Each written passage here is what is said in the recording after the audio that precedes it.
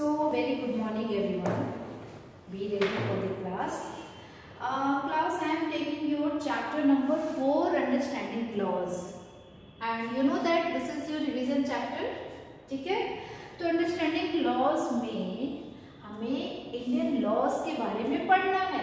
Indian laws में हमें क्या पढ़ना है? पहले तो हमें ये मालूम होना चाहिए ना कि लॉ होता क्या है.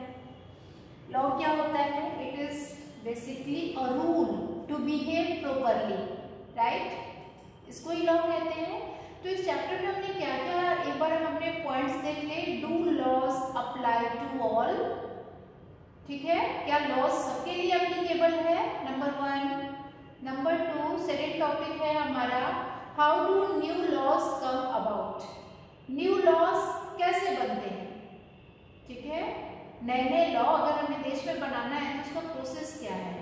And third topic is unpopular and controversial laws. ठीक है, क्या कोई ऐसे भी लॉज हैं जो अनपॉपुलर है? और फिर एक्सरसाइजेस है. यानी हमारे पास कुल 3 टॉपिक है.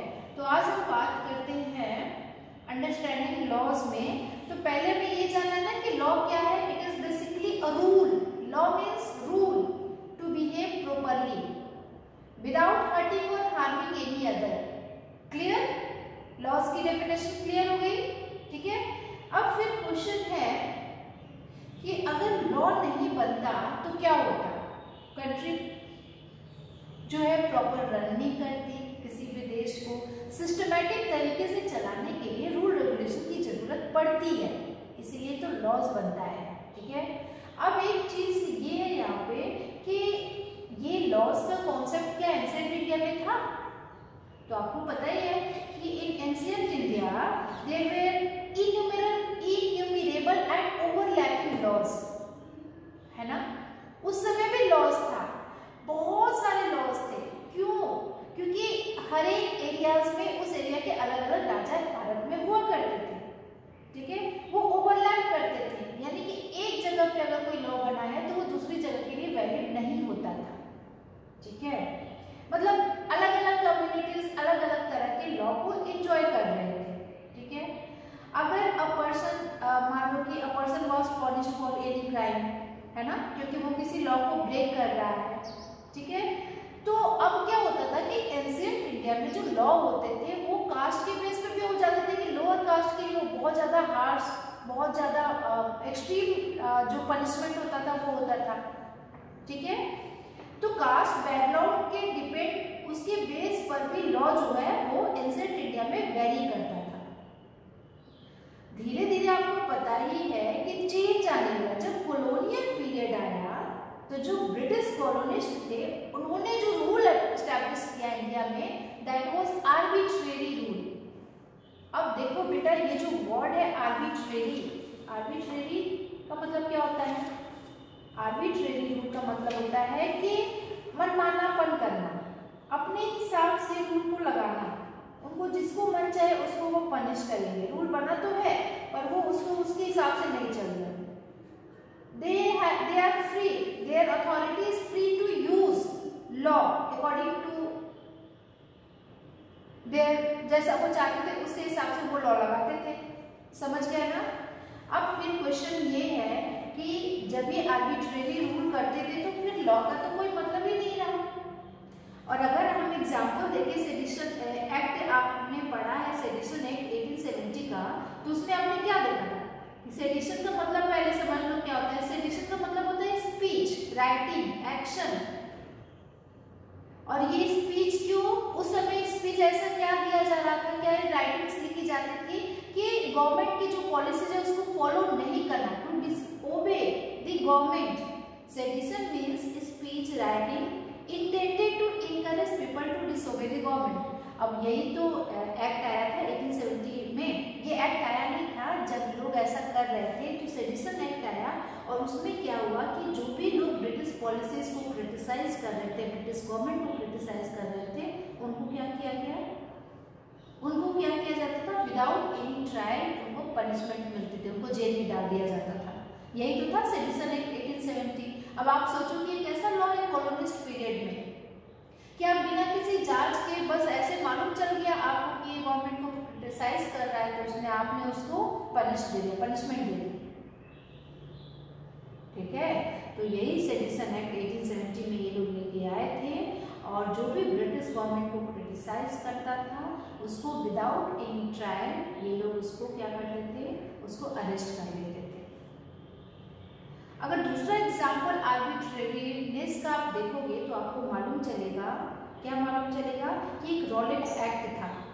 रॉलेट एक्ट यही था ना जो जालियांवाला बाग में हुआ था, जिसमें ये था कि उसमें भी विदाउट एनी ट्रायल आप, हाँ, रॉलेट एक्ट में यही था कि मतलब जितना भी लोग, जो भी लोग प्रोटेस्ट करते थे, तो मार्च 1919 में 13 अप्रैल 1919 में वैसाखी वाले दिन आपको पता ही है कि जालियांवाला बाग में जब लोग अपना प्रोटेस्ट कर रहे थे तो ये लोग क्या लेके आए, जो जनरल डायर था उसने अपने लोगों को ऑर्डर दे दिया था कि इन सबको क्या करो, इन सबको जो है इन सबको सीधे उसने ओपन फायर करना शुरू कर दिया जनरल डायर ने। तो ये क्या था कि आपको सिर्फ एक अंदाजा हो जाता है कि आप प्रोटेस्ट, ये लोग प्रोटेस्ट कर रहे हैं और आप बिना किसी विदाउट एनी ट्रायल आप उनको सीधे ओपन फायर कर रहे हैं। तो रॉलेट एक्ट, सेडिशन एक्ट 1870 इस तरह के एग्जाम्पल है जो कॉलोनियल गवर्नमेंट के आर्बिट्रेरीनेस को दिखाता है, उनके मनमानेपन को दिखा रहा है कि वो कैसे लॉ को डिसोबे कर रहे हैं, ठीक है। तो ये सारी बातें हैं। अब आगे क्या होता है, the rule of law in independent India, है ना। अब जैसे यहाँ पे हम देखते हैं, एक बारी यहाँ देखो, यहाँ पे लॉस का मतलब क्या था, age of marriage, the age at which a person can vote. यहाँ पे देखो, you may be familiar with some laws, कुछ लॉ आपने भी देखा होगा, जैसे मैरिज के लिए लॉ बनता है, क्या है मैरिज वाला लॉ कि 18 इयर्स गर्ल, 21 इयर्स बॉयज, इन दोनों की मैरिज की एज है। अगर इससे कोई कम या ज्यादा कर रहा है, अगर इससे कम में दोनों की शादी होती है तो फिर क्या होगा, उनको मतलब वो इलीगल हो जाएगा, ठीक है। तो फिर क्या होता है कि चाहे राइट ये person can vote and perhaps even the laws dealing with buying and selling of property.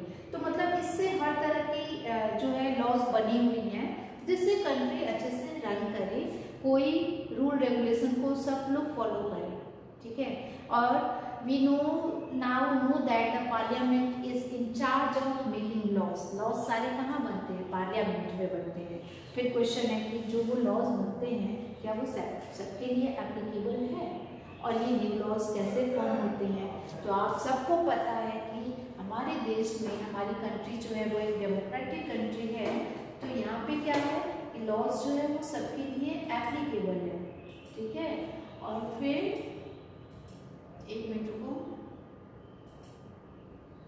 एक मिनट बेटा, ठीक है। और फिर क्या होता है, हाँ ये आ गया, ठीक।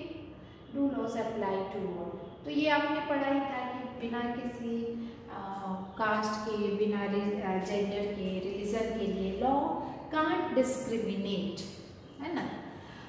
और यहाँ पे मैंने अभी आपको बताया arbitrary, there should be no arbitrary exercise of power in independent India, जिसको कहा गया था रूल ऑफ लॉ। एक है रूल ऑफ लॉ, एक है rule by law. Rule of law का मतलब समझते हो ना, कि जो लॉ है उसमें जो है उसको लेकर रूल करना, लॉ के हिसाब से रूल करना, ना कि लॉ मेकर्स के हिसाब से रूल करना देश में, ठीक है। Rule of law means all laws apply equally to all citizen, no one can be above the law. ये तो क्लियर हो गया है।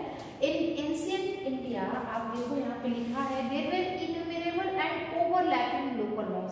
अब आपसे कोई कहेगा कि बेटा एंशिएंट इंडिया में भी क्या, अभी तो कानून कानून बोल रहे हो, क्या एंशिएंट इंडिया में भी कुछ ऐसे लॉज थे? तो आप बोलोगे कि हाँ उस समय भी लॉज थे, पर उन सब में ये होता था कि बहुत सारे innumerable and overlapping local laws थे, और वो डिफरेंट कम्युनिटीज में डिफरेंट डिग्री के लॉज हुआ करते थे, ठीक है। अब जैसे मैंने बताया कि कास्ट बैकग्राउंड पर भी लोगों के, अगर लोअर कास्ट का किसी ने कोई क्राइम कमिट कर दिया है तो उसको ये देखा जाता था कि भाई वो किस कास्ट बैकग्राउंड का है, और फिर उसके हिसाब से उसका पनिशमेंट का लेवल तय किया जाता था। लेकिन जब कॉलोनियल पीरियड आया तो धीरे धीरे इसमें चेंज आया, ठीक है। और वो चेंज क्या आया, ये हमेशा ये माना जाता है कि जो ब्रिटिश कॉलोनिस्ट थे वो इंट्रोड्यूस थी इंडिया में, वही रूल ऑफ लॉ लेके आए इंडिया में। तो ये बात जो है ये कहना इजी नहीं होगा कि कॉलोनिस्ट लेके आए, क्योंकि हमारे इंडियन जो नेशनलिस्ट लीडर्स थे, जो हिस्टोरियंस थे, वो कहते हैं कि नहीं, ऐसा बिल्कुल भी नहीं है। क्यों? क्योंकि वो कहते हैं कि ये जो रूल ऑफ लॉ चलाते थे, इनका कॉलोनियल लॉ वॉज आर्बिट्रेरी, ये मनमानापन करते थे। लॉ में मनमानापन कहाँ होता है, उसमें तो जो है उसको पॉलिसी को फॉलो करना होता है, रूल रेगुलेशन को।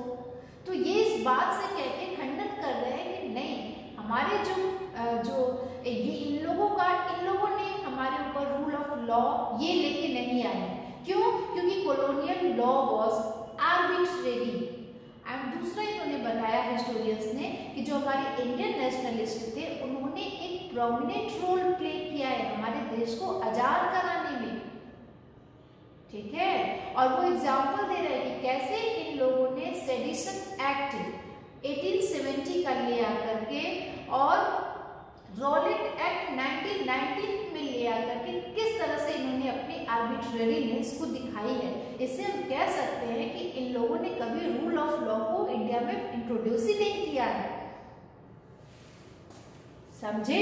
अब 19th सेंचुरी तक आते आते क्या होता है कि जितने भी इंडियन लीगल प्रोफेशंस थे वो कह रहे हैं कि हमारे ये जो कॉलोनियल कोर्ट है, ये लोग जो जजेस हैं, उनमें हमारी तो कोई रिस्पेक्ट ही नहीं है हम लोगों की। ये कौन कह रहा है? हमारे जो इंडियन लीगल प्रोफेशन है वो क्या कह रहे हैं, वो डिमांड कर रहे हैं रिस्पेक्ट की, इन कॉलोनियल कोर्ट्स में भी हमारी रिस्पेक्ट होनी चाहिए। वो कैसे होगा? वो तभी होगा जब आप इंडियन के लीगल राइट्स को आप उसको बना के रखेंगे, समझ रहे हो। जैसे मान लो कि और जब वो लोग ब्रिटिश कॉलोनियल कोर्ट में इस तरह की डिमांड करने लगे कि हमें रिस्पेक्ट चाहिए अपने इस कॉलोनियल कोर्ट में, और तब जाके यही रूल ऑफ लॉ जो है कॉलोनियल पीरियड में स्टार्ट होता है। अब जब हमारा कॉन्स्टिट्यूशन एडॉप्शन हमारा कब हुआ था? 26 जनवरी 1950 में। तो ये जो डॉक्यूमेंट है, this document serve as the foundation on which our representative began. अब देखो, अब ये रिस्पेक्ट हमें कब मिलती है? रूल ऑफ लॉ हम कब शुरू करते हैं इंडिया में? जब हम अपने कॉन्स्टिट्यूशन को एडॉप्ट कर लेते हैं, क्योंकि हमारी कॉन्स्टिट्यूशन में सारी रूल रेगुलेशन लिखी हुई हैं, सारी रूल रेगुलेशन की फाउंडेशन है उसमें, जो हमारे रिप्रेजेंटेटिव ने बनाए थे अपने देश के लिए, ठीक है। अब आप जानते ही हो कि हमारे देश में एवरी ईयर जो हमारे लीडर होते हैं, जो हमारी गवर्नमेंट होती है, वो क्या करती है? न्यू लॉज पास करती है। आपने क्लास 6 में एक लॉ पढ़ा था, हिंदू सक्सेशन अमेंडमेंट एक्ट 2005। इस एक्ट को मार्क करो। इस एक्ट के हिसाब से कभी भी पूछा जा सकता है कि according to which law sons, daughters and their mothers can get equal share of family property। तो वो था हिंदू सक्सेशन अमेंडमेंट एक्ट 2005, जिसमें जो फैमिली प्रॉपर्टी है उसमें मदर्स और डॉटर्स की भी, वाइफ की भी इक्वल शेयरिंग होगी, ठीक है। तो ये कब आया था? आपको पता ही है कि कॉन्स्टिट्यूशन है हमारा, कॉन्स्टिट्यूशन में अगर चेंज भी हो सकता है, जैसे जैसे लोगों की डिमांड होती है उसके हिसाब से, ठीक है।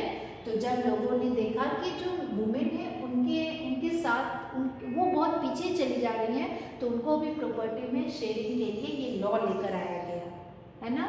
Similarly new laws have been enacted to control pollution. ये कहाँ चला गया? एक मिनट रुको।